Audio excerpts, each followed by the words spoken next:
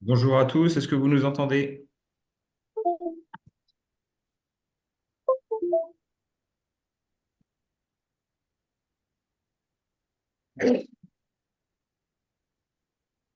Bonjour, est-ce que vous m'entendez? Moi, je vous entends. Vous m'entendez, moi? Oui, oui, très bien. Mais dans les chambres. Non, Oui, c'est pour moi. Bonjour. Bonjour, bonjour tout le monde. bonjour. Oui, bonjour à tous.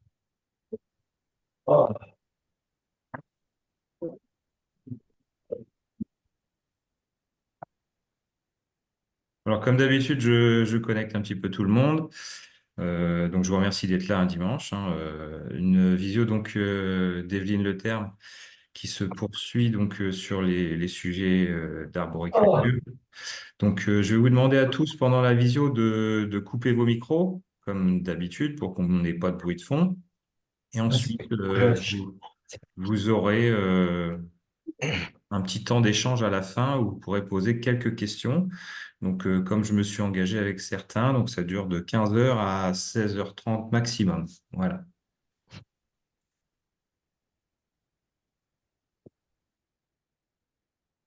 Bon, bah, Evelyne, je vous laisse prendre la séance et partager votre écran.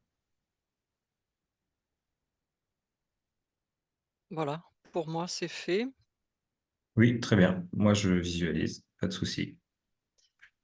Bien. Donc aujourd'hui, nous allons aborder les dernières notions d'arboriculture fruitière et insister principalement sur le sol et la conduite des arbres fruitiers. Alors, je vais reprendre le sommaire général. Donc, nous avons commencé ces séances par voir le greffage des arbres fruitiers en lien avec la domestication des plantes, ce qu'est une pépinière, comment on prélève des greffons, quels sont les différents types de greffes. On a aussi vu à travers un exemple sur 9 espèces les différents porte-greffes, mais il en existait d'autres bien sûr, et on avait conclu sur la saisonnalité des greffages, quand est-ce qu'on fait les différents types de greffage.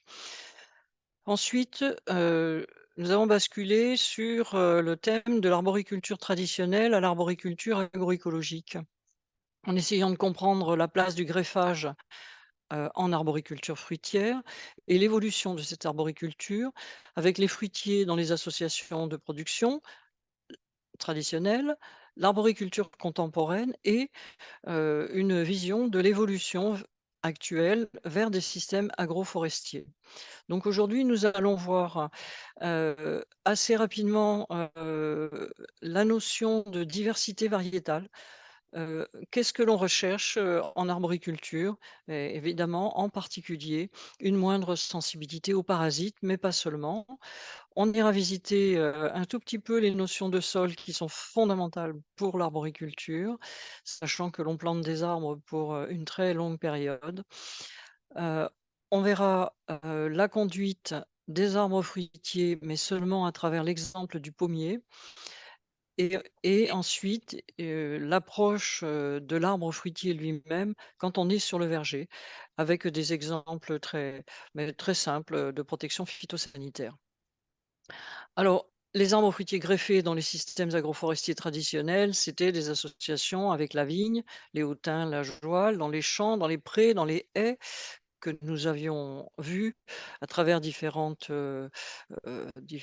images, différentes photos, donc associées dans les haies, dans les vignes, dans les jouales, dans les champs cultivés, dans les prairies, avec des animaux, ovins, bovins, ou seuls, hem, dans les prairies ou près des maisons, donc de grands amandiers, de magnifiques figuiers.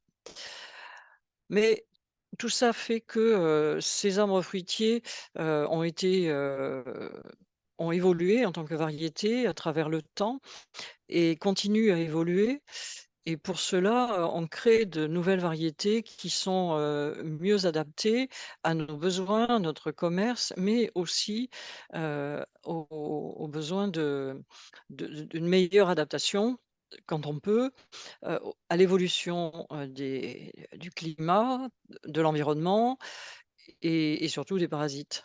Tout ça allant ensemble, hein. Climat, environnement agissant, sur les parasites aussi. Donc, on est obligé, pour créer de nouvelles variétés, de conserver, ce que l'on appelle les ressources génétiques. C'est un défi et une stratégie pour l'avenir. Conserver du matériel génétique diversifié, ça permet d'élargir les bases génétiques de la sélection. Juste un exemple, 5 variétés de pommiers, majoritairement, sont présentes dans les génomes de 75 des variétés cultivées. C'est Golden, Red Delicious, Macintosh, Jonathan et Cox Orange Pipine. Donc c'est très important de ramener en quelque sorte du sang neuf parce que ces 5 variétés arrivent à apparaître, plusieurs fois, parfois plus de 5 fois ou 6 fois dans les génomes des variétés modernes. Alors, on peut enrichir le patrimoine génétique en allant, rechercher des variétés, nouvelles intéressantes ou anciennes, soit, des variétés, qui sont restées, dans les campagnes, ou, dans les pépinières à proximité du pays, mais soit, des variétés qui vont avoir, voyagé sur des distances plus ou moins longues ou qu'on va aller chercher ailleurs, en Europe ou dans le monde. Et puis, on va essayer de travailler avec des pépiniéristes, multiplicateurs, qui sont ceux qui diffusent auprès des professionnels. Alors, pardon. Si l'on veut se référer simplement, à la pêche, la pêche, a été, sélectionnée dans les campagnes sur toutes les capacités que peut donner l'espèce, avec des fruits, soit à police ou à peau, duveteuse, donc des pêches ou, des brugnons nectarines et de toutes les couleurs possibles avec les couleurs d'épiderme et des couleurs de chair, des vertes, heu, au jaune, orangé, voire rouge pour, les pêches, avec des anthocyanes que l'on retrouve d'ailleurs ces anthocyanes pas seulement, sur l'épiderme ou dans la chair, mais que l'on retrouve aussi sur le plant lui-même et sur les nervures des feuilles. Donc cette diversité peut être, utilisée dans un autre, cadre, c'est-à-dire la qualité gustative, mais aussi, la moindre sensibilité aux maladies. Dans ce cadre-là, nous, en tant que, heu, disons sélectionneurs de plants, traditionnels, on a recherché des variétés moins sensibles et en prune, on a trouvé cette variété qui s'appelle la datyle, qui est une petite prune, un petit peu plus grosse que la mirabelle, mais d'une très, très grande, résistance, aux maladies et qui pouvait se multiplier sans être greffée. Dans les campagnes traditionnelles, cette variété était multipliée, par rejet et non pas par greffage. Oh, pardon.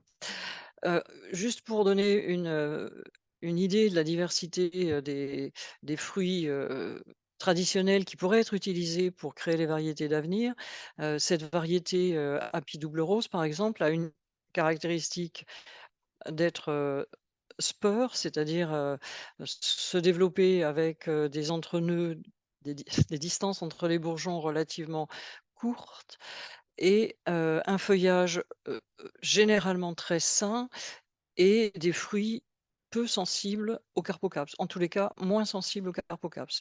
On peut trouver aussi, d'autres variétés comme la rainette dorée du Lot-et-Garonne, très peu sensible aux maladies, ou la rainette clochard qui, elle, est sensible à la tavelure, mais a servi à créer Chantecler, qui est une des variétés commerciales, phares de la France. Elle n'est commercialisée qu'en France, mais c'est une variété de très grande qualité gustative, mais qui a hérité de ses 2 parents, Rainette Clochard et Golden, de sa sensibilité à la tavelure, malheureusement. On peut aussi, trouver, une variété intéressante au niveau génétique, la Rainette de Brive ou de l'Estre, mais qui n'a pas servi à, en tant que géniteur pour créer des variétés plus récentes. De même, la courpent du gris du Limousin ne peut pas servir à créer des variétés modernes parce que c'est une variété triploïde et les croisements ne donnent pas de descendants. Par contre, on peut trouver dans le patrimoine local des variétés hyper résistantes à la tavelure avec un feuillage plus épais, vert foncé et une absence totale de tavelure. Par contre, mal malheureusement, cette variété à épiderme gris, comme toutes les variétés à épiderme gris, est sensible au ver de la pomme, sensible au carpocaps. Et juste pour montrer la différence de comportement de variétés sensibles et non sensibles dans les mêmes conditions sur les mêmes parcelles, une année à forte contamination de tavelure, les jeunes fruits sont très contaminés, alors les jeunes fruits de golden très contaminés par la tavelure. La Chantecler ou Belchar, puisque c'est son synonyme, est elle aussi contaminée sur son feuillage et sur ses fruits. Et dans les mêmes conditions, arbres qui voisinent, la fenouil aubert dont je vous parlais tout à l'heure, qui pour le moment n'a pas encore été utilisée, ou très peu en croisement pour, créer des variétés modernes, reste indemne de cette maladie. Donc, autre exemple de sélection qui peut avoir lieu, donc, je vous parlais de Chantecler issue du croisement de Golden par Reinette Clochard, mais cette variété, qui est de bonne qualité gustative et qui n'alterne pas, a été croisée pour faire un essai de descendance peu sensible aux maladies, donc par la rainette dorée, qui est d'une très bonne qualité gustative.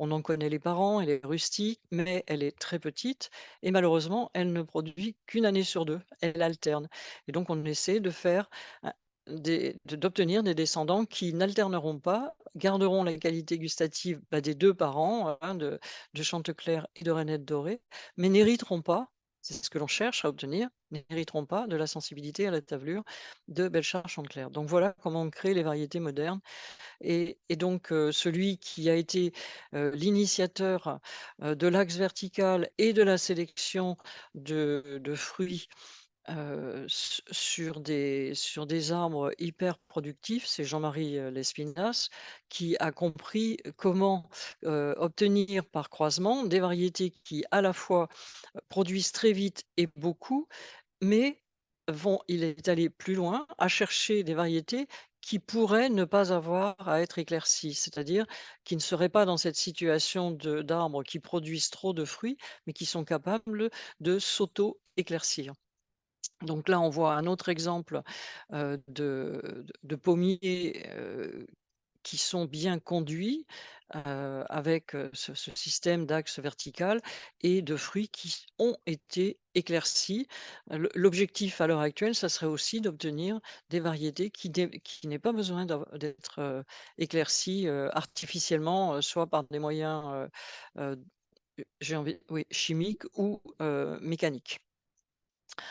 Alors, pour obtenir des fruits de bonne qualité, il faut aussi des arbres qui poussent correctement et l'important, c'est d'aller, comprendre, comment fonctionne son sol et donc je me réfère, aux travaux de Francis Bucaille pour l'interprétation des analyses de sol, donc qui a, publié, récemment la deuxième édition de son ouvrage «Revitaliser les sols» et pour cela, il faut comprendre qu'un sol est formé d'une fraction minérale, qui, associée au taux de matière organique, ne doit, couvrir que 50 de du sol lui-même, avec, un taux de matière organique variable de 1 à 5 en fonction du type de sol et puis, des pratiques, agricoles, antérieure, mais ce qui est très important et fondamental pour une bonne reprise, des arbres fruitiers et leur maintien en bon état et en bonne santé dans les sols, ce sont les 2 éléments air et eau. La partie air devant, être de 25 et l'eau liée au sol de 25. Alors l'air, c'est évidemment, l'oxygène, l'hydrogène, le gaz carbonique, mais le manque d'air, va entraîner ce que l'on va appeler l'asphyxie racinaire. Asphyxie racinaire qui peut être provoquée par un excès d'eau qui élimine l'air du sol. Mais c'est très important, lorsqu'on fait faire une analyse de sol, de vérifier la fraction du sol et en particulier la quantité d'air et la quantité d'eau. Alors on se réfère aussi à un autre élément qui est la capacité d'échange cationique, qui est variable en fonction du taux de matière organique, du taux d'argile, du type d'argile et du pH. Mais dans les sols faiblement pourvus en argile et donc très sableux, on a une capacité d'échange cationique faible et on en a une beaucoup plus importante dans les sols argileux parce que l'argile est capable de s'associer avec le calcium, le magnésium, le potassium, le sodium, l'hydrogène et puis d'autres éléments, tous les autres éléments que l'on peut trouver dans les sols, le cuivre, le zinc, le bore, etc. Et en fonction de cette CEC, il est maintenant connu que la capacité des sols à permettre aux arbres de se développer relativement facilement et se maintenir en bonne santé, ce sont des rapports entre le pourcentage de calcium et le pourcentage de magnésium.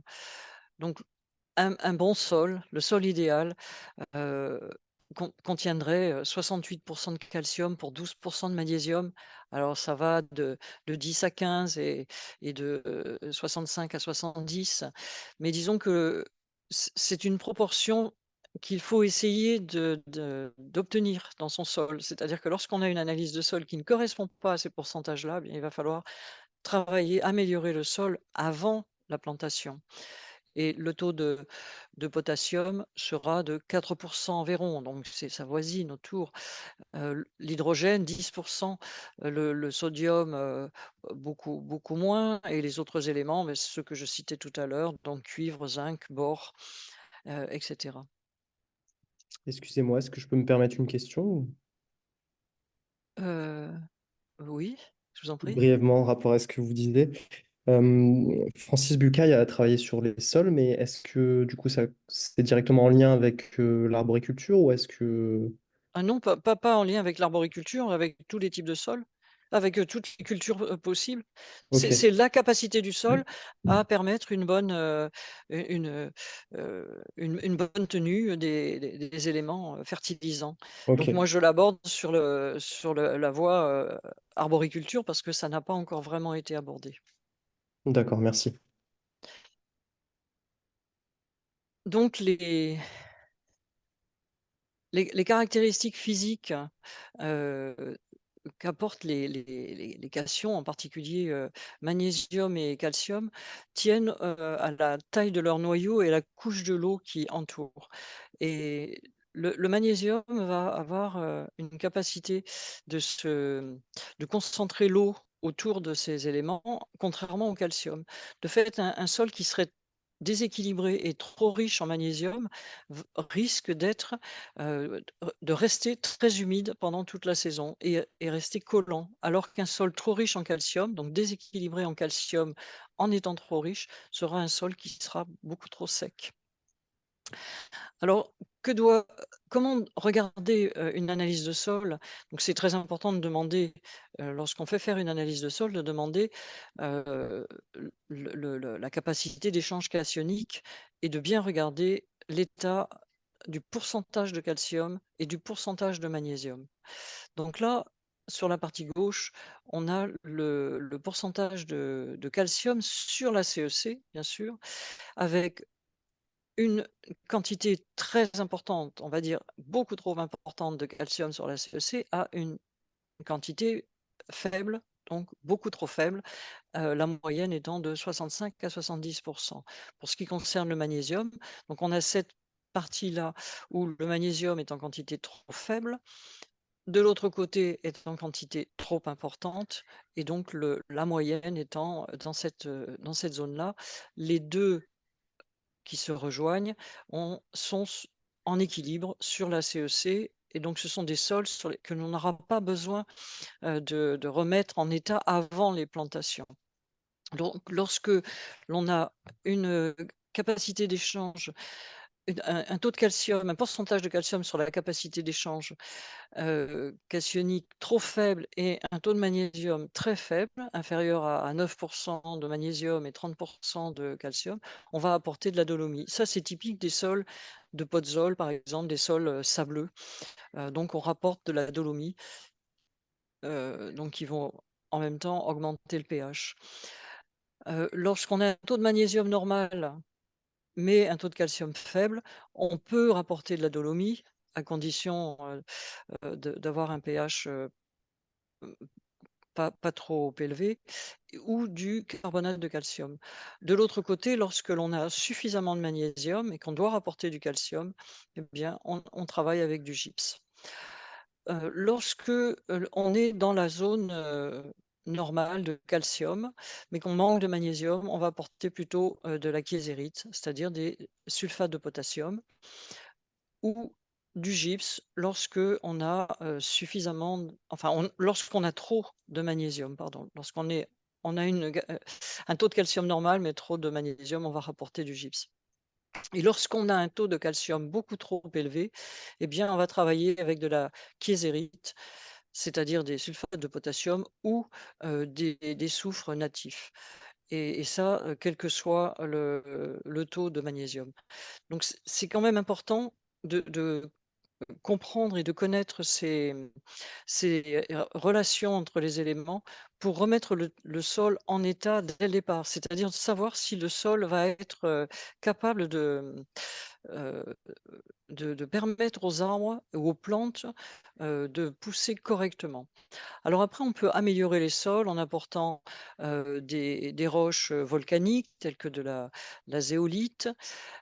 Ces roches volcaniques vont avoir une capacité d'échange cationique importante. Elles vont faire de la rétention de micro-organismes, d'oligo-éléments, de l'eau, et ce sont des matières qui seront intéressantes pour réaméliorer les sols, y compris des sols de maraîchage. Et donc la zéolite type chabazite est autorisée en agriculture biologique.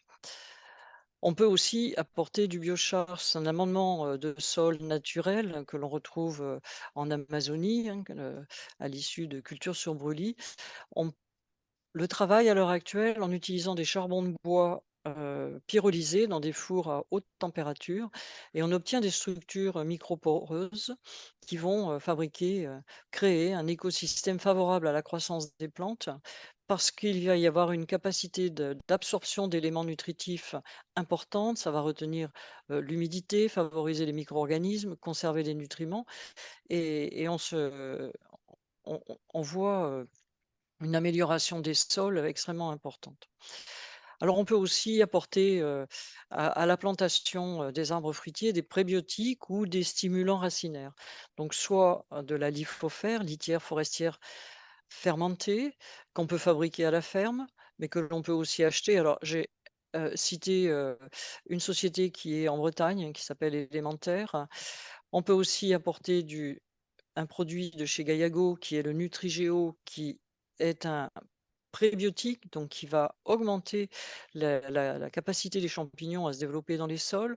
On peut aussi travailler avec le Broadtrunk, qui est commercialisé par la société Canet, qui est, et je vais le montrer un peu plus tard, euh, issu de fermentation anaérobie, qui peut être pulvérisé sur le sol ou sur les plantes, sur les arbres, entre autres. Nous l'avons longtemps utilisé sur des arbres fruitiers, ou épandre à la plantation sous les racines un terreau qui est l'orgasile, qui contient de l'osiryl, donc qui contient un stimulant racinaire qui a été fabriqué par Freycinet.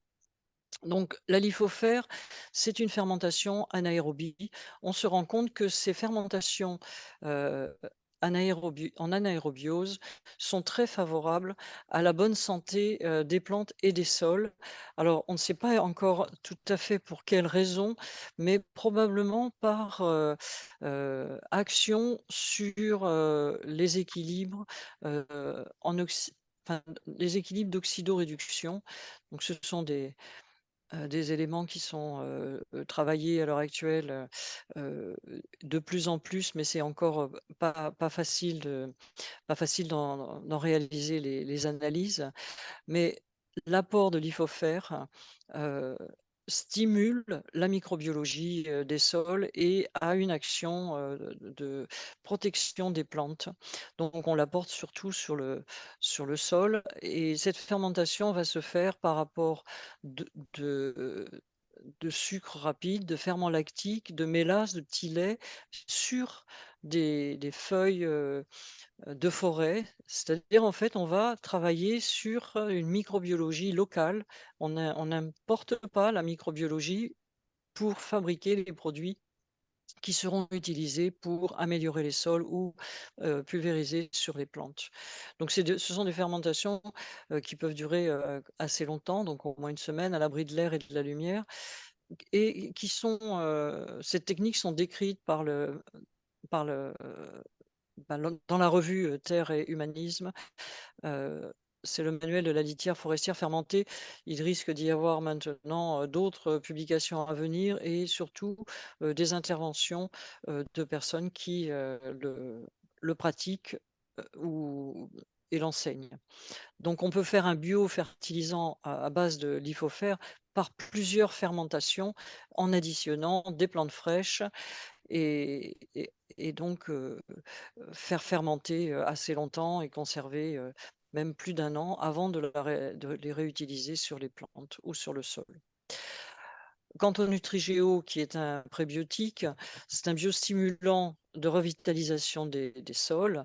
Ça permet le fait d'être épandu sur le sol, donc c'est un produit liquide qui est épandu sur le sol par pulvérisation au sol, entraîne l'amélioration de la structure du sol relativement rapidement et a pour conséquence d'améliorer la fertilité, la croissance des cultures et d'accélérer les processus d'humification, donc de stockage de carbone dans les sols.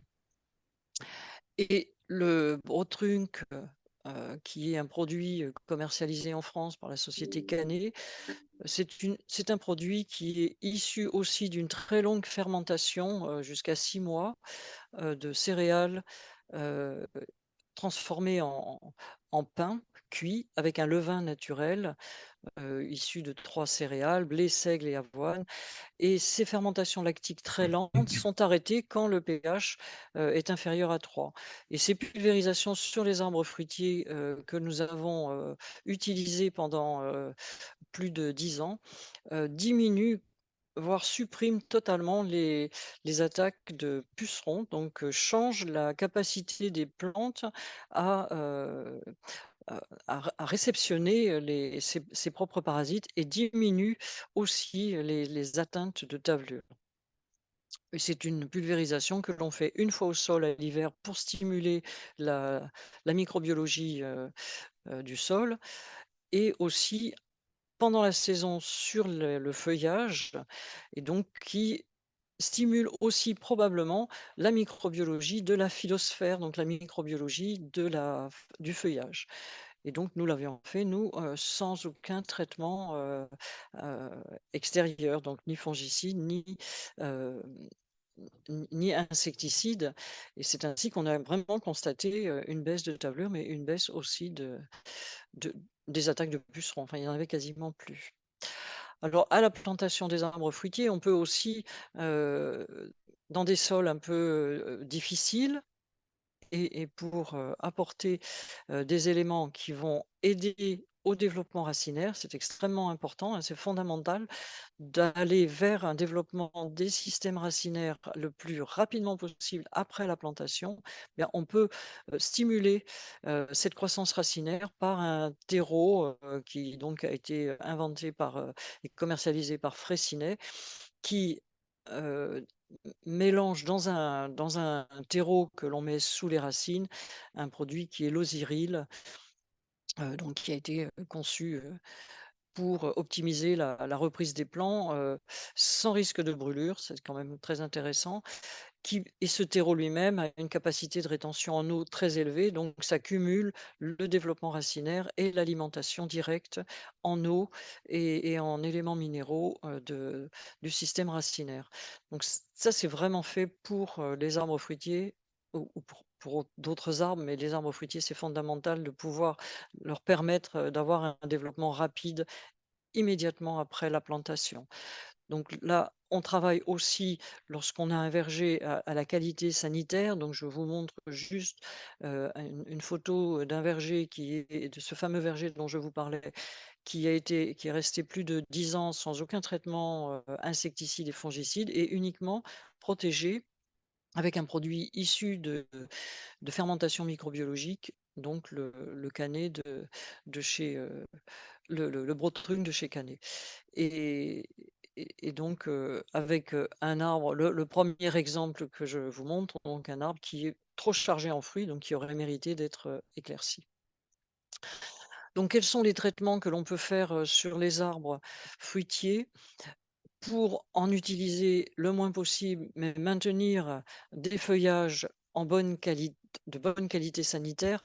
La qualité sanitaire des feuillages est essentielle pour favoriser une bonne photosynthèse, et c'est la photosynthèse qui va permettre d'avoir des fruits de bonne qualité, bien colorés, bien riches en eau, riches en sucre et de bonne tenue à la conservation. Donc, en cas de problème de pucerons, on travaille avec l'argile kaolinite calcinée. Donc, ce produit, cette argile a été chauffée de façon à être solubilisable et passer dans les pulvérisateurs ou dans les atomiseurs. Donc ça permet de lutter ou de limiter l'impact des insectes piqueurs-suceurs, donc pas seulement les pucerons, mais aussi les psylles du poirier. Et on fait une pulvérisation à la chute des feuilles, quand même à ces 50 kilos pour 1000 litres, et ensuite au débourrement.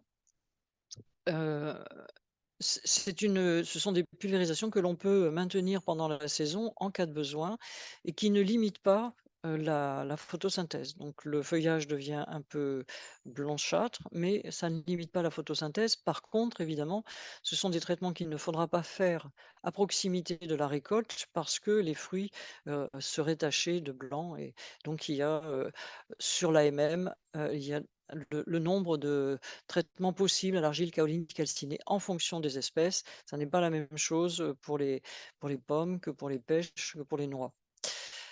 Les antitavelures que l'on peut utiliser, ce sont les cuivres, le soufre et les purins de prêle. Les anticarpocaps et tordeuses orientales sur pommes, donc on a deux larves principales qui sont responsables de la dégradation des fruits. Donc c'est le carpocaps, qui est le ver de la pomme principal, et la tordeuse orientale, qui était initialement la tordeuse orientale du pêcher, qui finit ses cycles dans la pomme. Donc que l'on traite avec un virus, le virus de la granulose du carpocaps, et on peut alterner donc ce virus sous le nom de carpovirusine avec du Bacillus thuringiensis. Le carpocaps et les tondeuses orientales s'adaptent à l'heure actuelle à l'évolution du climat, et donc on a de plus en plus de générations et de plus en plus de mal à lutter contre ces parasites, et c'est vraiment l'essentiel de, de- de savoir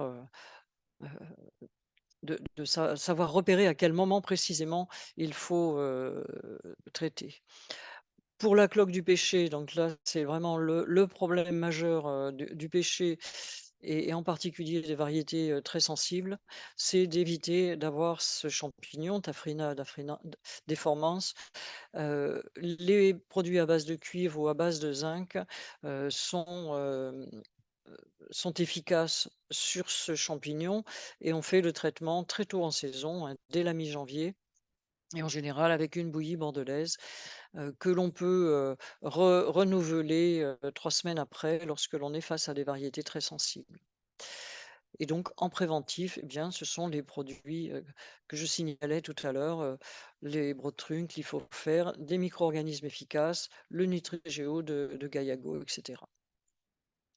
Donc pour le carpocave, j'oubliais que l'on peut, éviter les infestations, limiter les infestations des parcelles en piégeant, le carpo les carpocaps lorsqu'on a évidemment pas un nombre trop important d'arbres, en mettant des bancs pièges collés sur les écorces des troncs, de façon à ce que les larves viennent s'installer, dans ces cartons ondulés que l'on enlève, en fin de saison. Faut les enlever très, très vite, de façon à ce que les larves ne reviennent pas, se coller, sur les troncs.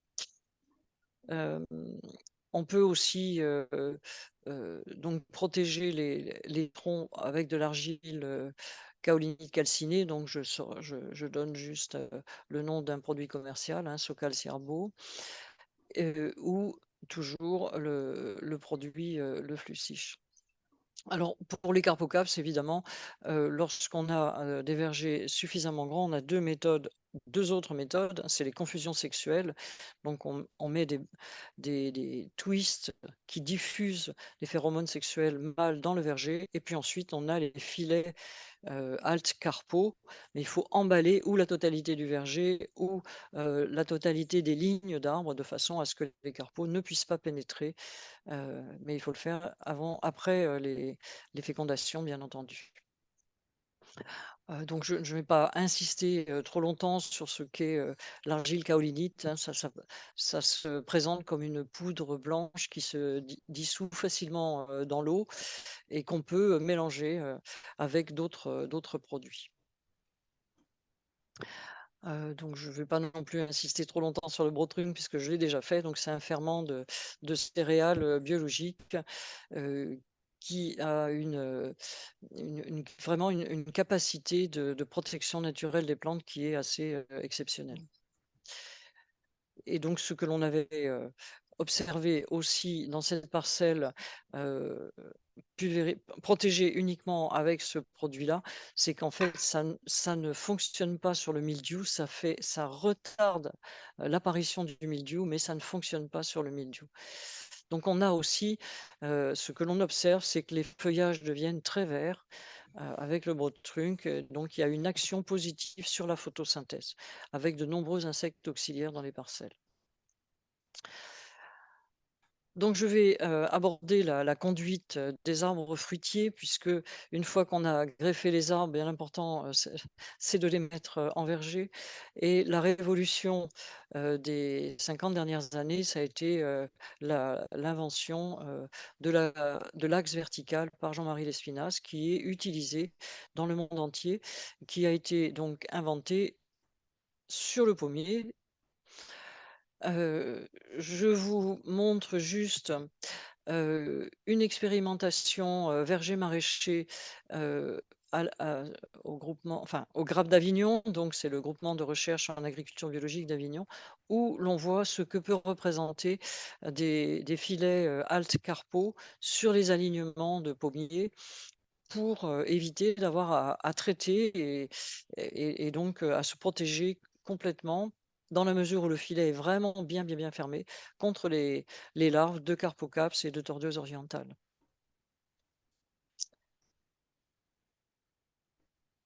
Alors, j'ai un montage qui n'est pas, tout à fait dans le bon ordre, mais, lorsqu'on intervient, sur des arbres, il y a un matériel qui est indispensable, c'est d'avoir des sécateurs de bonne qualité, de bonne dimension, pour une prise en main adaptée, et c'est pas toujours simple de trouver les bons sécateurs.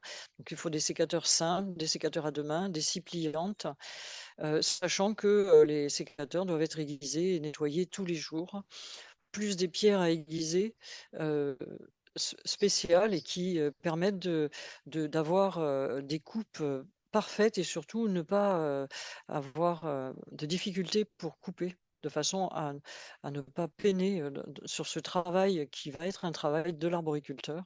Et ensuite on travaillera avec un équilibre-fruit qui permet de, connaître, le nombre de fruits, ou au printemps, le nombre de fleurs à conserver sur les branches fruitières, pour ne pas avoir d'excédent de fruits quels qu'ils soient, mais ça a été mis en place principalement sur le pommier. Donc, un verger de pommier sur porte-greffe nanifiant protégé contre la grêle. Donc, la protection contre la grêle sur les zones régulièrement atteintes est une nécessité absolue. De même, dans les zones gélives, les protections aériennes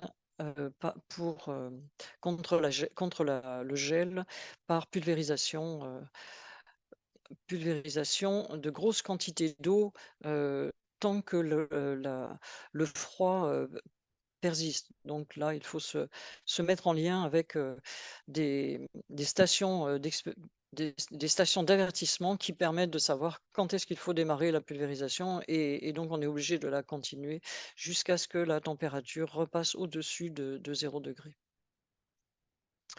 Donc ce qu'on va essayer d'obtenir, c'est une bonne floraison, mais là on voit très bien qu'on a un excès de floraison. Donc la fécondation va faire que, en fonction du climat et de la présence d'insectes pollinisateurs, la fécondation va faire qu'on va avoir ou trop de fruits ou pas assez si on est aussi en présence de périodes froides et gélives. Donc on peut aussi maintenir les arbres fruitiers en axe vertical dans des parcelles associées avec de l'élevage ou avec du maraîchage. Donc là, on a des axes verticaux sur porte-greffe vigoureux ou semi-vigoureux et qui vont être là protégés contre les attaques, contre les dégâts provoqués par les ovins, mais ça serait encore pire par les chèvres.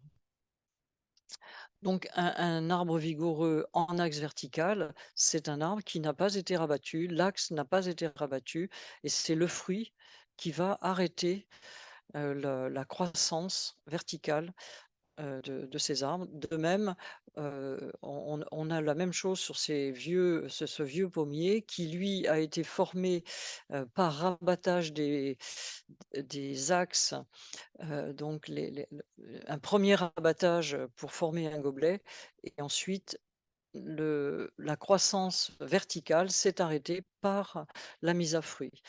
Et la suppression de cette partie terminale entraînerait automatiquement des repercements et entraînerait de repartir de même l'axe. Si on taillait l'axe à cet endroit-là, on aurait à nouveau un redémarrage en position verticale. Donc on va essayer d'éviter cela et on va essayer de comprendre comment conduire les arbres fruitiers. Donc je signale que ces techniques d'axe vertical, de l'axe vertical à destination de toutes les espèces fruitières, a été présenté dans un ouvrage qui s'appelle De la taille à la conduite des arbres fruitiers, mené sous la coordination de Jean-Marie Lespinasse et j'ai pu participer à cet ouvrage. Donc en pommier, on trouve différents bourgeons, des bourgeons qu'on appelle latents, donc ils n'ont pas démarré, ils ne sont pas verts, mais ils existent, donc ils peuvent partir, peuvent démarrer. On a aussi des bourgeons un petit peu pointus qu'on va appeler des dards, qui sont en voie de se transformer en bourgeons à fleurs. Le bourgeon à fleurs, c'est la lambourde, c'est un bourgeon bien rond, bien, euh, disons, beaucoup plus gros que le bourgeon à bois. Et puis ensuite, ce que l'on trouve sur le pommier, ce sont des grossissements, pommier et poirier, des grossissements à l'aisselle de fruits qui ont été présents pendant la saison. Donc on peut retrouver l'histoire de la production fruitière et à travers ces âges. Donc on avait un bourgeon dit végétatif à cet endroit-là, donc un bourgeon qui a poussé à bois très court et qui, en fin de saison, donc a fait quelques millimètres ou quelques centimètres et donc c'est terminé par un bourgeon végétatif. Ce bourgeon végétatif, l'année suivante, a poussé, mais le bourgeon terminal n'était pas un bourgeon végétatif qui va pousser à bois, mais qui était une fleur que l'on retrouvera plus tard. Donc c'est cette fleur, c'est un bourgeon qui est beaucoup plus gros. Donc cette fleur a été fécondée, a donné un fruit et à l'aisselle du fruit, ou 2 fruits, d'ailleurs on voit 2 pédoncules, enfin 2 restes de pédoncules. Ce fruit, à l'aisselle de ce fruit donc, les parties, heu, lignifiées, ont grossi, ont formé ce que l'on appelle, une bourse, donc qui concentre la nourriture destinée à ce fruit, et lorsque la cueillette est faite, eh bien la bourse reste. Ça permet de repérer si l'arbre a déjà produit ou non, et à l'aisselle des fruits présents, l'année de la récolte, on a un bourgeon qui peut lui-même être un bourgeon à fleurs, et on voit que ce bourgeon s'est développé et a présenté donc, une fleur, en extrémité. Donc on va avoir eu un fruit et l'année suivante un autre fruit. Donc la fleur de pommier, c'est une fleur qui a, en fait, c'est une inflorescence avec plusieurs fleurs. On retrouve la même chose sur, les poiriers, ce qui n'est pas le cas, des espèces à noyaux, pruniers, cerisiers, pêchers, qui sont des fleurs uniques, ou abricotiers. On peut retrouver ces fleurs soit à l'extrémité, d'une pousse, qui est relativement longue, donc de quelques centimètres à quelques dizaines de centimètres, avec des bourgeons végétatifs à la base et une fleur en position terminale. Donc c'est ce qu'on appelle une brindille couronnée. Les productions sur brindille couronnée sont généralement des productions de bonne qualité. Mais sur ces bourses, on peut aussi avoir des pousses très courtes et ce que l'on appelle un dard, donc qui est, une transformation intermédiaire vers la vers l'inflorescence, mais qui ne donnera pas un fruit l'année suivante, mais 2 ans après. Donc là, on retrouve la bourse avec son épaississement, les fruits qui étaient présents sur cette bourse, donc qui ont été cueillis, mais en même temps qu'on avait ces fruits, on a eu une pousse qui s'est dite couronnée, c'est-à-dire on s'est retrouvé ici dans cette situation avec une croissance à bois que l'on retrouve ici et une fleur qui, a été fécondée, a donné un fruit, plus une petite pousse qui, elle, s'est terminée par un dard, donc n'est pas couronnée. C'est lorsqu'on observe les arbres, les arbres fruitiers, enfin, en particulier les pommiers, on arrive relativement facilement à repérer ces systèmes, mais c'est important de voir si l'arbre produit chaque année ou alterne, en tous les cas, produit chaque année ou alterne sur ce qu'on appelle la coursonne. C'est-à-dire un arbre fruitier, un pommier, peut produire chaque année, mais sur des coursonnes différentes. Celle-ci a produit cette année, va alterner l'année prochaine, mais les autres à côté peuvent produire. Donc, ce qui évite d'ailleurs d'avoir des excès de fruits. Alors, lorsque l'on observe des pommiers, eh bien, on se rend compte très vite, que finalement, les arbres peuvent tout pommier ne peut ne pas ressembler à son homologue pommier.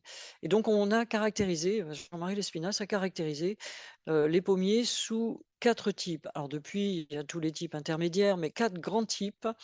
Les types speurs qui sont que l'on va appeler basitones, c'est-à-dire qu'ils vont avoir des branches à la base plutôt de fort diamètre, donc très vigoureux, et qui vont être fermés, donc avec des angles d'ouverture relativement faibles et une puissance du bourgeon terminal, une dominance apicale qui va perdurer toute la vie de l'arbre.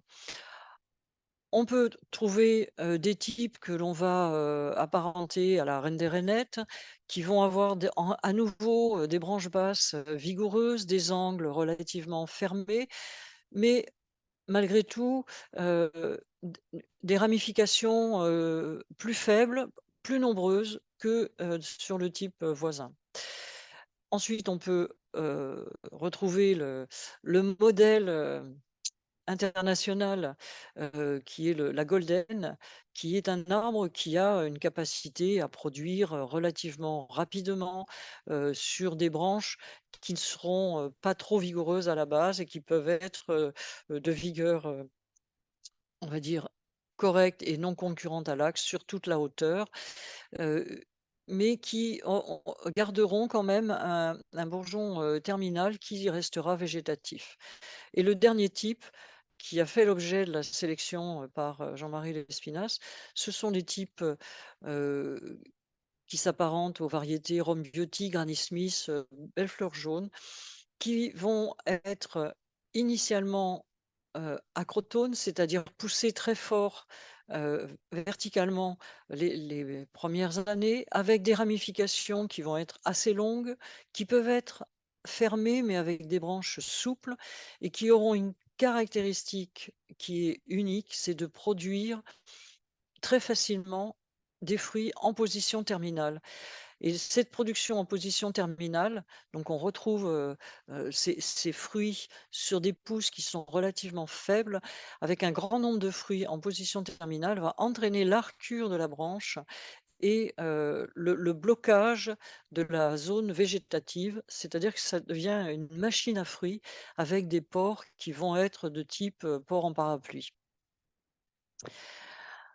Alors, si l'on reprend l'axe vertical, on va essayer de travailler sur tous les types de pommiers, en sachant qu'on veut mener malgré tout, quel que soit le port de l'arbre, on veut mener ces arbres en axe.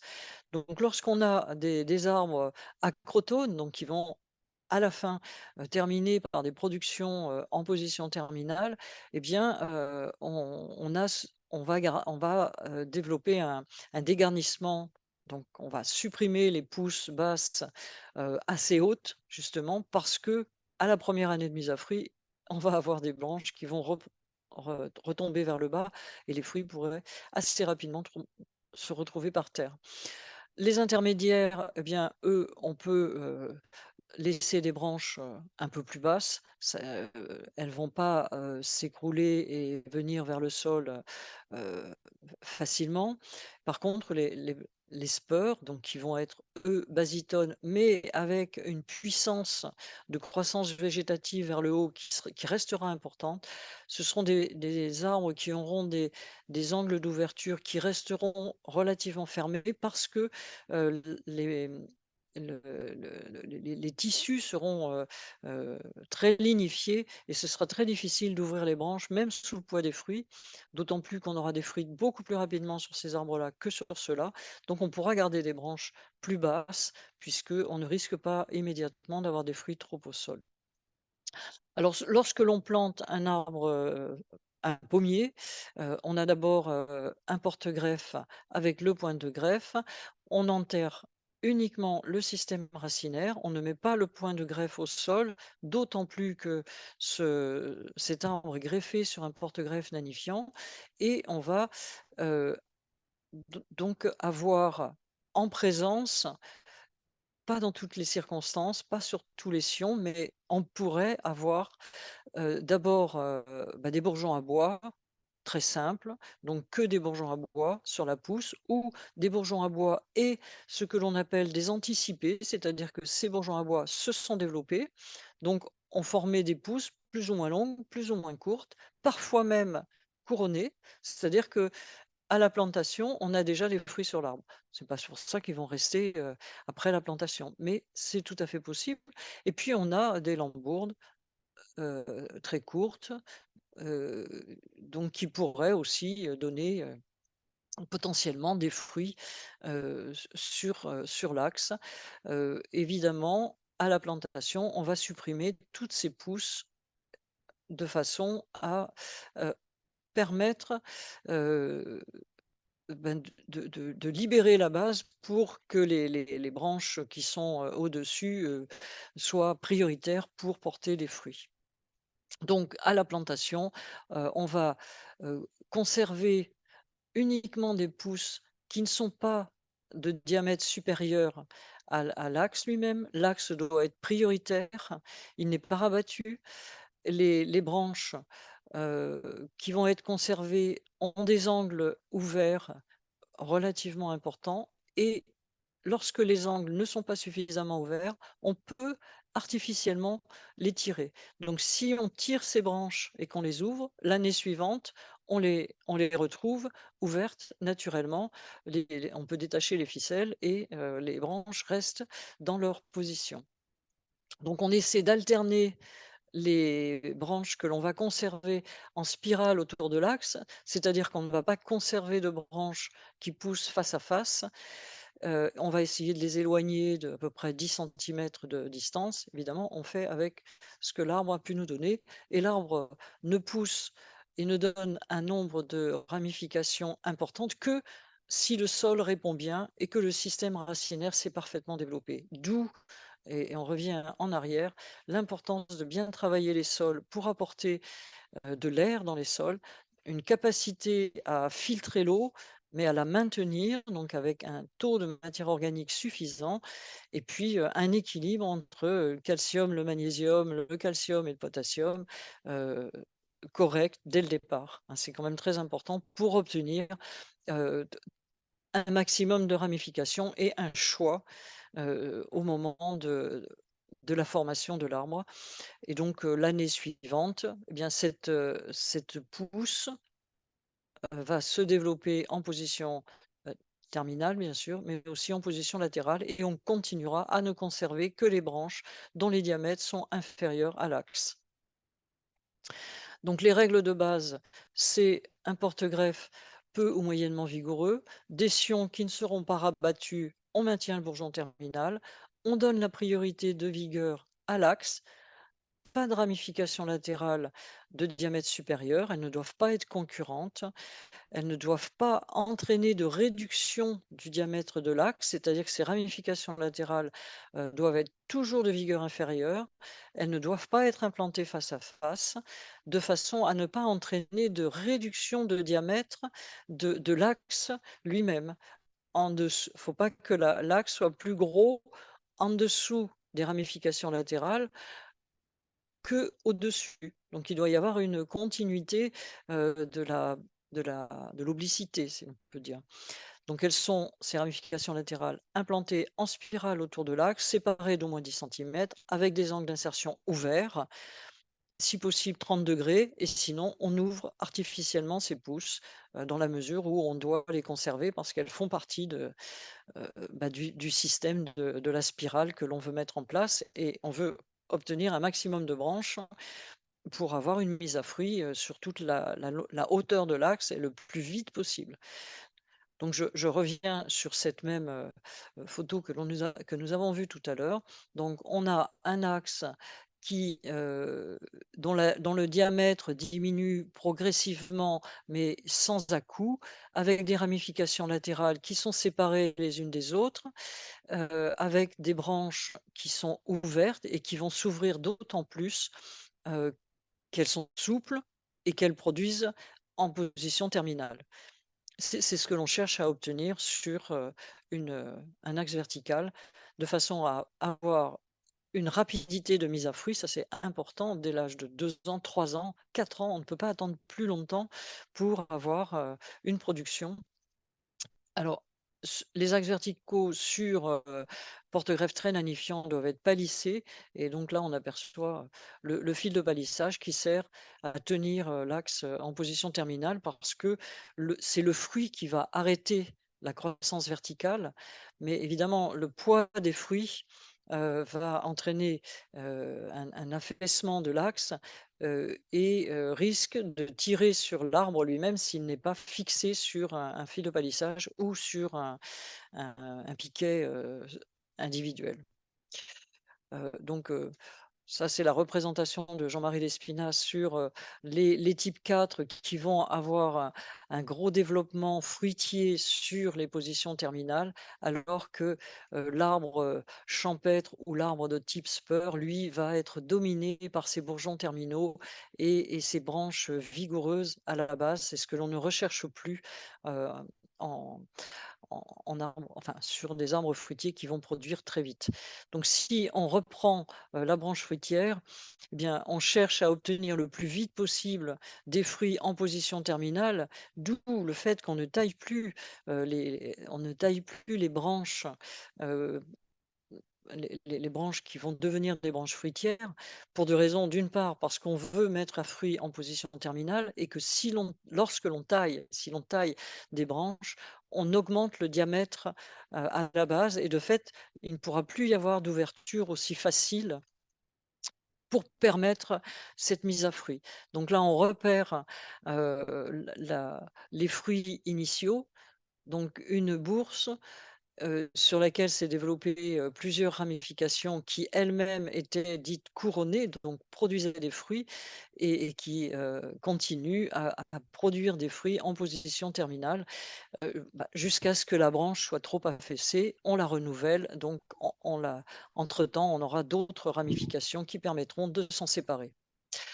On peut aussi, avoir, une conséquence sur cette archure, ce sont des, réitérations, c'est-à-dire des ramifications, végétatives, des pousses végétatives très vigoureuses. Alors, selon l'angle d'insertion, on va les conserver ou non. Si elles sont vraiment très verticales, on va les enlever. Si elles sont obliques, eh bien, soit on va les tirer, soit on va s'en servir pour avoir une mise à fruit latérale. Et donc, on revoit toujours ce système axe vertical, ce vers quoi on veut aller, c'est-à-dire des productions vers l'extérieur de l'arbre, c'est-à-dire bien éclairé.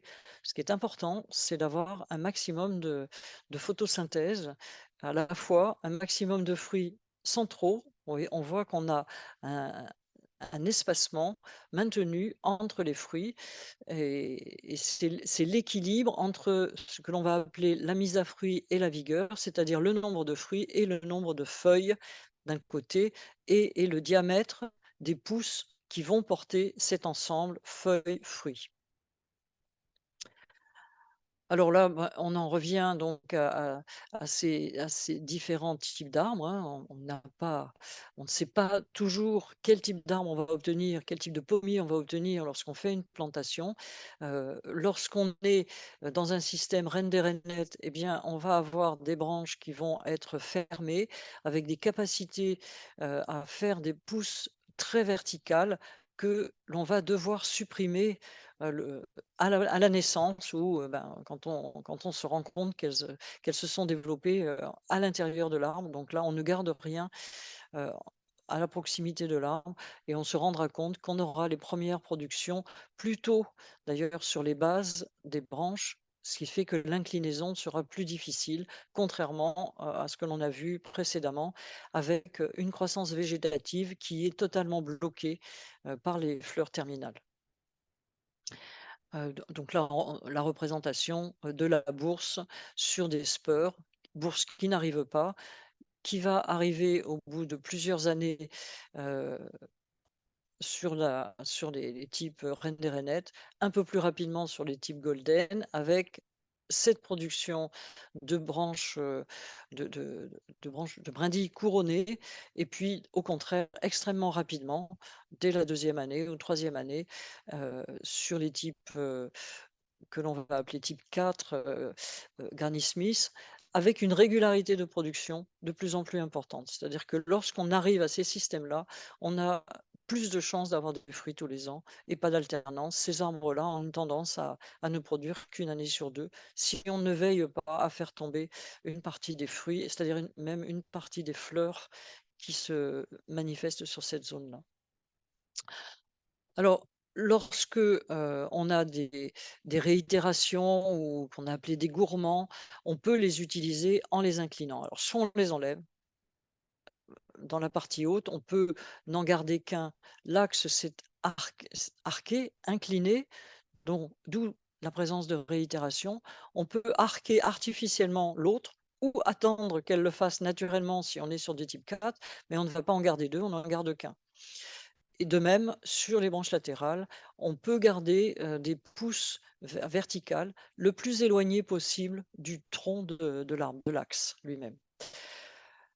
Parce qu'on va essayer de faire rentrer la lumière à l'intérieur de l'arbre, de façon à ce que la lumière incidente puisse repartir, et irriguer que les rayons lumineux irriguent l'arbre à partir de l'intérieur de l'arbre. Donc on va nettoyer manuellement toutes les pousses qui sont faibles, petites, même si elles sont fruitières, pardon, sur l'axe lui-même ou à l'insertion des ramifications productives de l'arbre. Donc on fait ce que l'on appelle une cheminée et on enlève toutes ces parties-là au moment de la taille de l'arbre. D'autre part, les interventions qui vont être menées, ça va être la suppression des pousses très vigoureuses. Là, on ne les conserve pas. On enlève toutes les pousses très basses. Et puis, lorsqu'on est sur du palissage, on va enlever celles qui sont le long du rang parce qu'en fait, elles vont être à l'ombre des autres. Donc, on fait en sorte que les branches qui sur ce dessin semble se superposer, eh bien justement, ne se superpose pas directement de façon à ne pas provoquer d'ombre portée de la branche supérieure vers la branche inférieure. Et donc, on enlève aussi tout ce qui pousse le long, le long du fil de palissage. Et on peut utiliser pour déterminer le nombre de fruits à conserver ou le nombre de fleurs à conserver sur les branches fruitière, on peut utiliser un équilifruit donc conçu par l'association qui crée des variétés fruitières avec Jean-Marie Lespinasse, qui est le MAFCOT. Donc ce système permet, en fonction du diamètre à la base, le diamètre de la branche à la base, donc on insère l'équilifruit sur la branche, qu'elle soit petite ou qu'elle soit grosse, et la lecture nous permet, en fonction du diamètre de cette pousse, de déterminer le nombre de fruits que la branche peut porter, quelle que soit sa longueur. Qu'elle fasse 50 centimètres ou 1,50 m, si elle fait 5 centimètres de diamètre, elle pourra pas porter, elle pourra porter beaucoup plus de fruits, quelle que soit sa longueur, que si elle fait 1 centimètre de diamètre. Et ça, c'est quelque chose qui doit être utilisé dans les premiers temps pour bien maîtriser la charge qu'on laisse en fruits. Et on peut l'utiliser donc au moment de la floraison ou même avant, hein, puisqu'on voit déjà les bourgeons à fleurs sur les branches, de façon à ne conserver qu'un nombre de fleurs qui permettra qui sera porté par la branche elle-même et qui permettra d'avoir des fruits de bonne qualité et de bon calibre. Et donc, si on le fait donc à cette période-là, on sait qu'on enlève les fruits et tout ce qui pousse à l'intérieur de la cheminée, donc entre l'axe et les 20 premiers centimètres. Et dans la mesure où on a pris l'équilifruit et qu'on l'a mis à cet endroit-là et que le chiffre que l'on peut lire sur l'équilifruit, c'est 19 fruits, eh bien, on compte le nombre de fruits, tous les fruits qui sont présents sur toute la totalité de la branche. Et si on n'est pas à 19 mais à 27, eh bien, on va enlever en priorité les bourgeons qui sont en dessous, voire qui peuvent être trop près les uns des autres et ne conserver que le nombre optimum. Alors, sauf que une inflorescence de pommier, c'est pas un fruit, mais 5 fruits. Ensuite, va intervenir l'auto-éclaircissage, plus ou moins important selon les variétés. Et lorsque l'auto-éclaircissage n'est pas suffisant, bien, il faudra laisser 1 ou 2 fruits sur les bourses, au niveau des bourses, et on laissera plutôt 2 fruits en position terminale et un seul euh, sur la longueur de la branche. Donc là, on voit, on a dégagé le puits de lumière et on a fait de l'extinction. Donc on a fait tomber les bourgeons.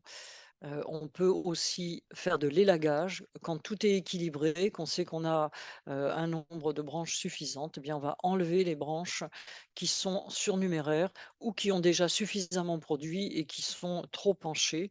Et ensuite, on fera de l'éclaircissage sur les fruits eux-mêmes.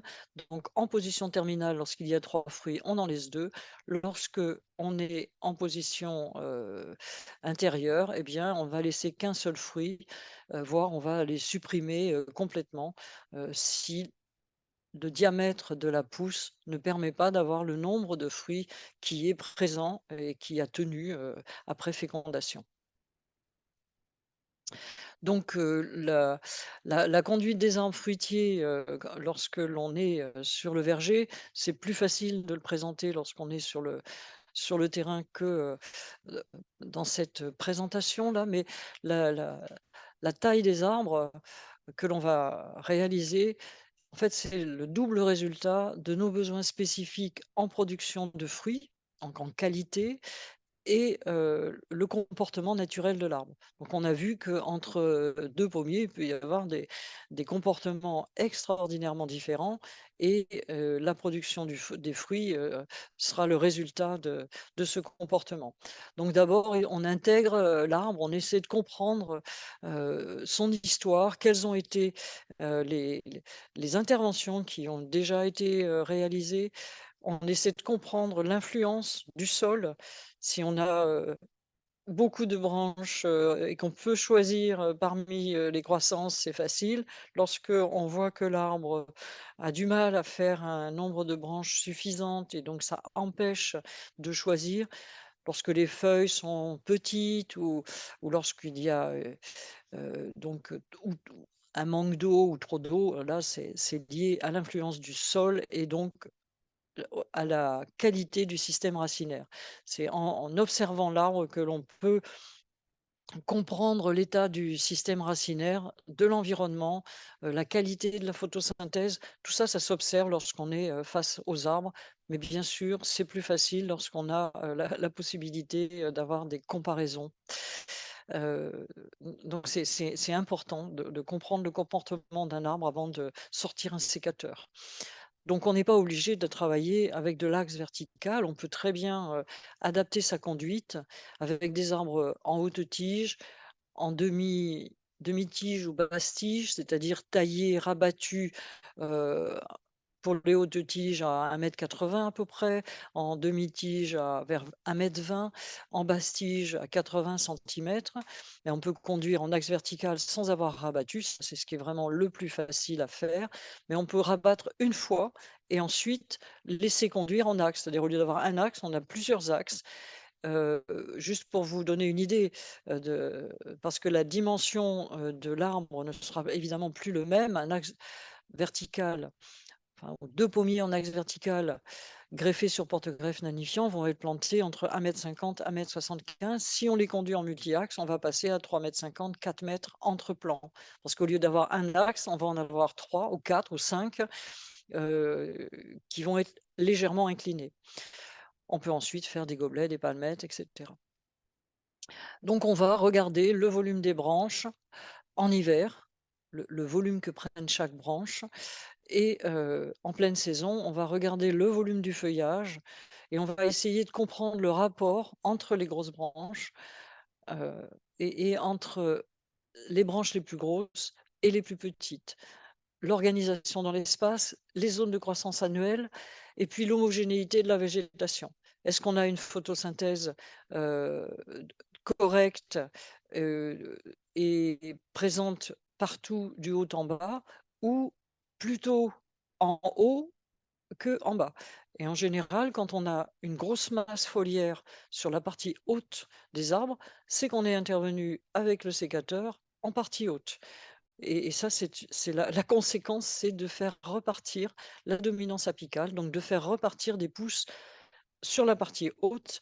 Et l'autre conséquence, c'est que la partie haute va faire de l'ombre à la partie basse. Donc on est obligé de nettoyer en quelque sorte pour faire repénétrer la lumière vers le bas de l'arbre de façon à ne pas avoir de mortalité sur la base.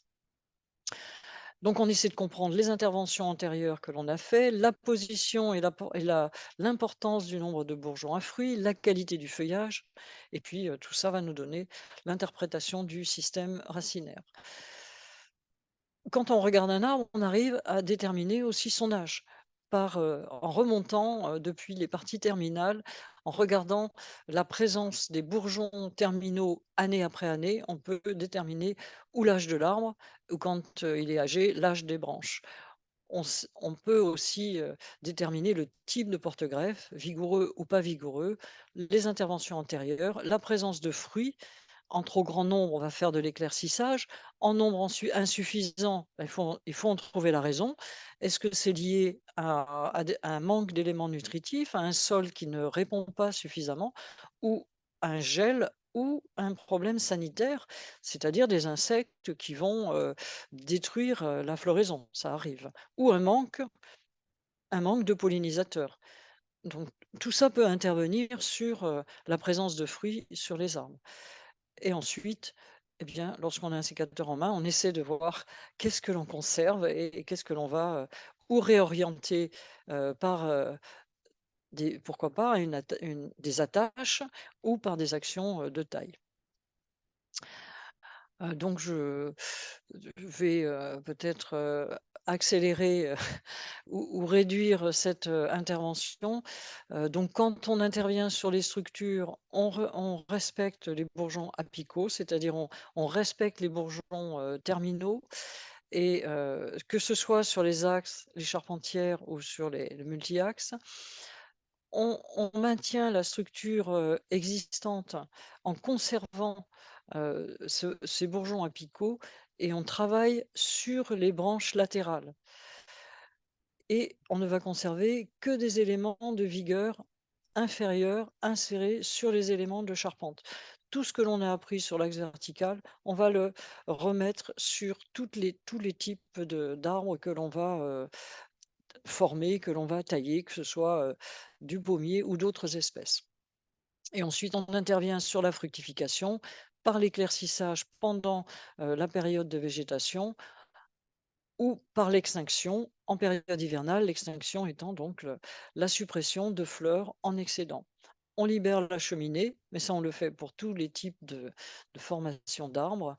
On arque les branches lorsqu'elles ne sont pas suffisamment arquées pour assurer leur mise à fruit.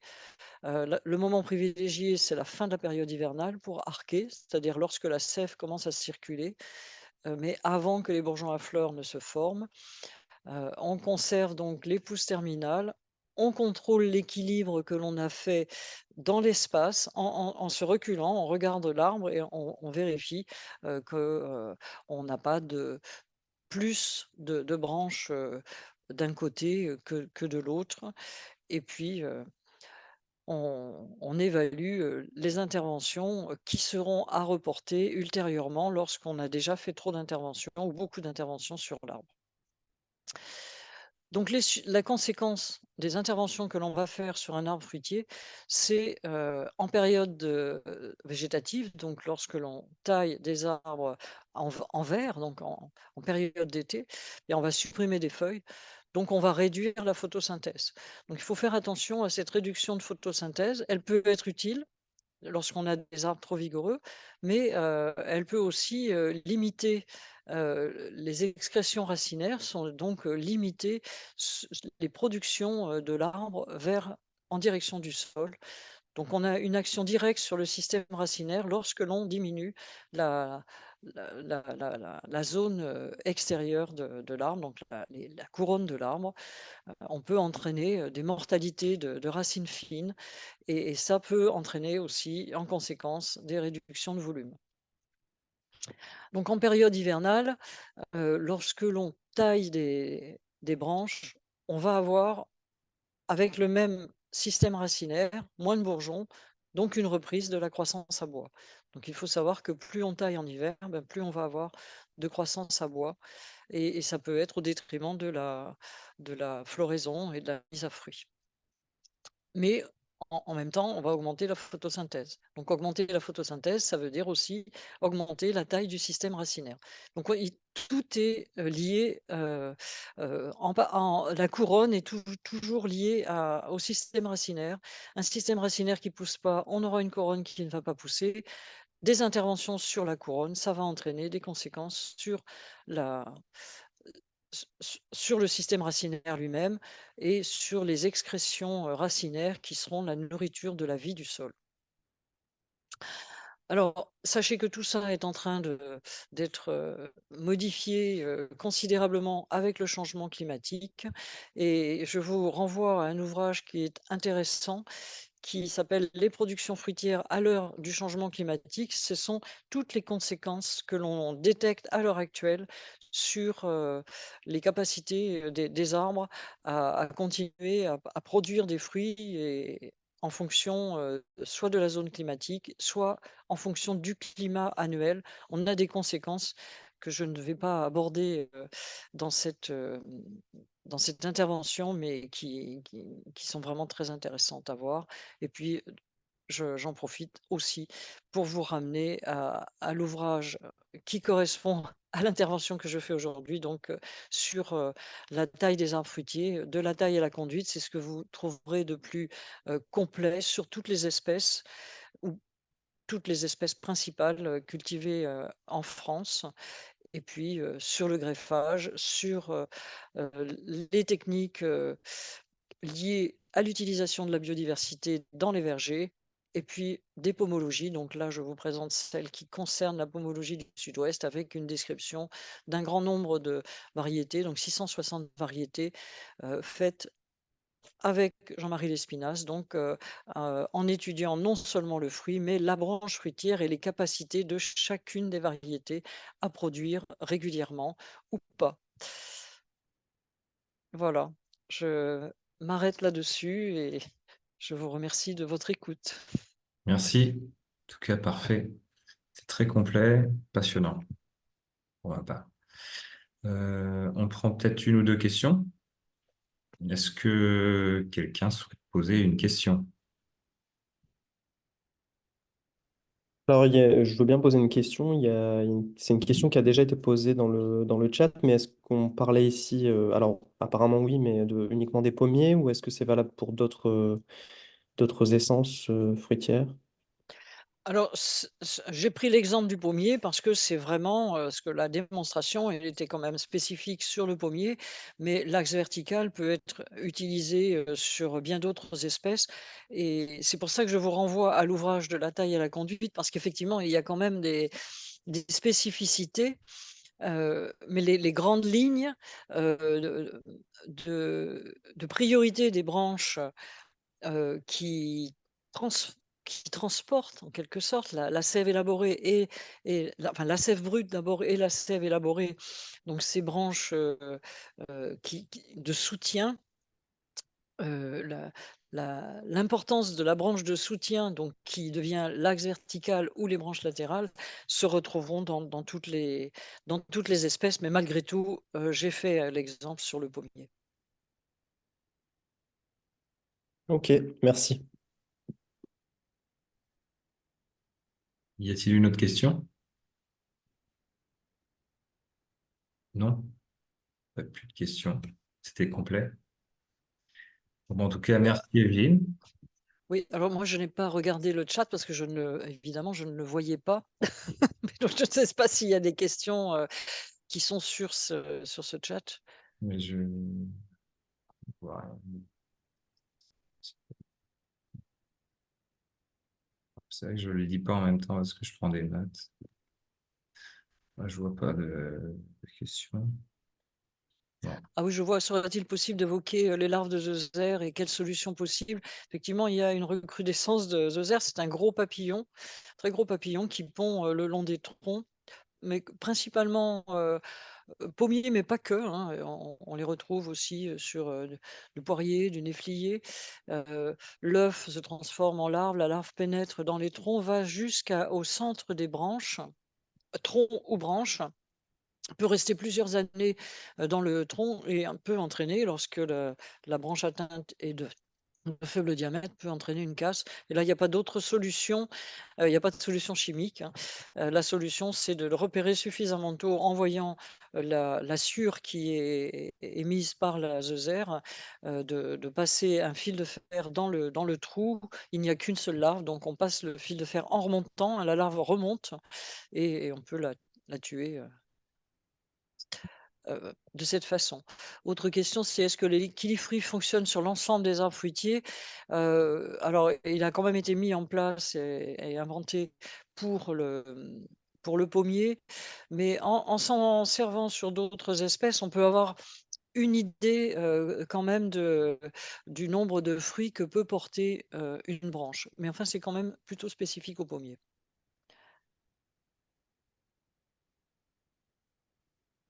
Voilà, donc bah, c'était les questions, heu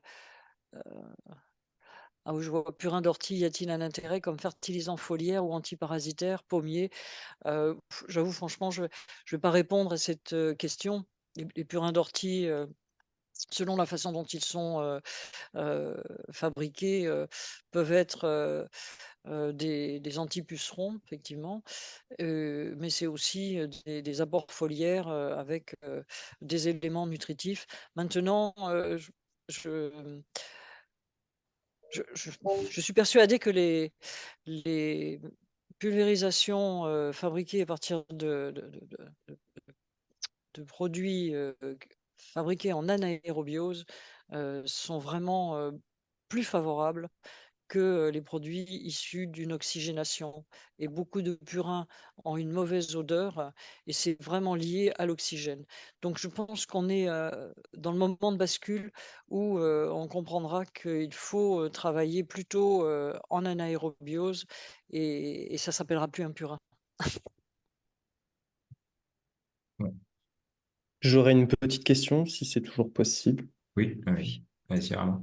Vous avez parlé de l'importance d'une croissance bien justement importante au début, au moment de l'implantation, donc croissance de l'arbre. Oui.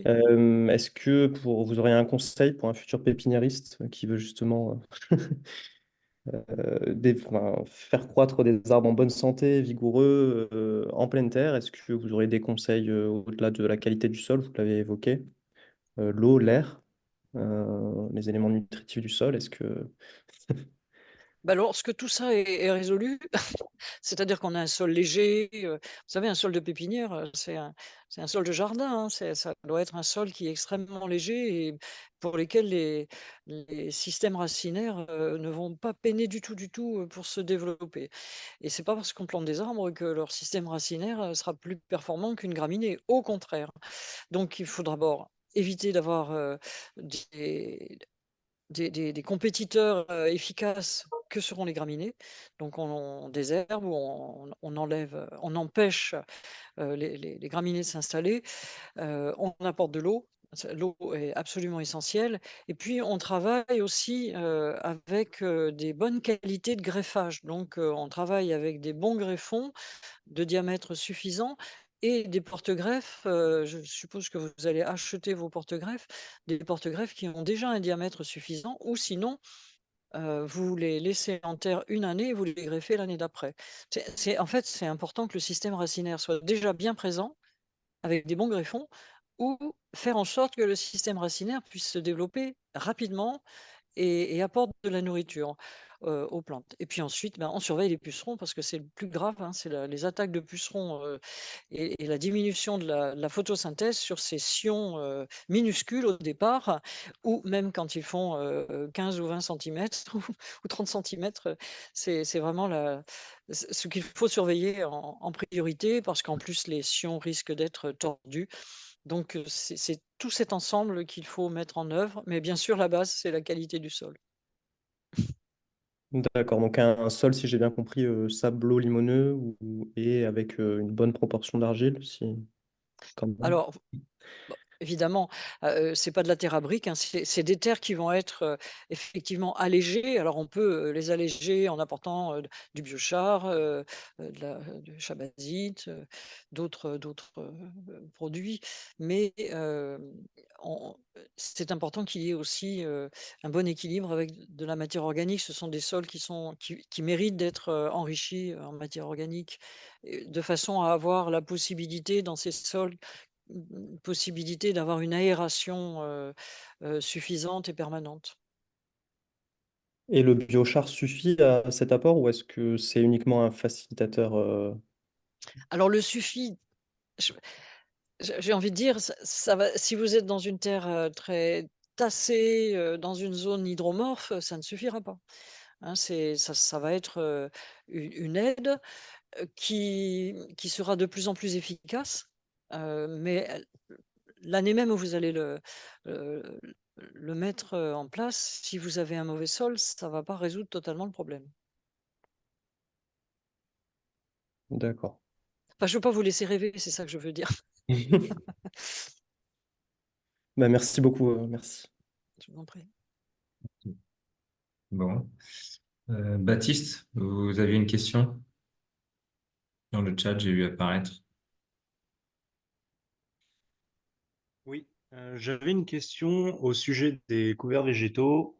Il y avait des essais qui avaient été faits pour, en apportant certains couverts comme de l'amande, de la mélisse et de la verveine et bien d'autres, euh, comme répulsifs en effet un peu préventif pour éviter de traiter. Et je voulais savoir si ça avait un réel impact euh, Pour sur la pour culture ou si c'était que du cosmétique et non, mais ça dépend, de quelle plante vous parlez parce que je bah, menthe, mélisse et verveine, j'avoue franchement, là, pour le coup, je pourrais pas vous répondre parce que je ne vois pas du tout, le répulsif pour quelle espèce produite et contre quel parasite?